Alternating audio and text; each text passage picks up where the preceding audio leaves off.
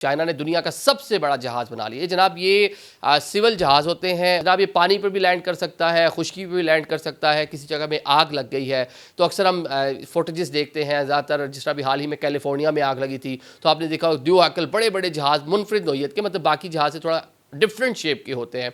تو جناب یہ بھی اسی شیپ کا جہاز ہے اور یہ پانی جناب سمندر سے یا کسی بھی لیک سے لے گا, اس مقصد کے لیے استعمال ہو سکتا ہے. سمندر کے اوپر گشت کرنی ہے آپ نے, اب نگرانی کے لیے دیکھنا ہے, مونیٹرنگ کرنی ہے, وہ اس کا پرپز ہوگا. وسائل تلاش کرنا, مطلب کوئی دور دراز جزیروں پر, ایسی جگہ پہ جہاں عام آدمی نیچے زمین پر نہیں اتر سکتا, مطلب مشکل دشوار گزار علاقے ہیں, وہاں پہ جناب یہ فلائی کرے گا اور وہاں پہ وسائل اس کی تلاش کرا, یہ اس کا مقصد ہو سکتا ہے. تو یہ کہہ لیں کہ ڈفرینٹ جو ہے کہیں بچاؤ مشن, کسی جگہ پہ گاڈ فاربڈ کوئی حادثہ ہو گیا ہے تو وہاں سے آپ نے لوگوں کو ایویکویٹ کرنا ہے, تو اس طرح کے مقاصد کے لیے استعمال ہوگا.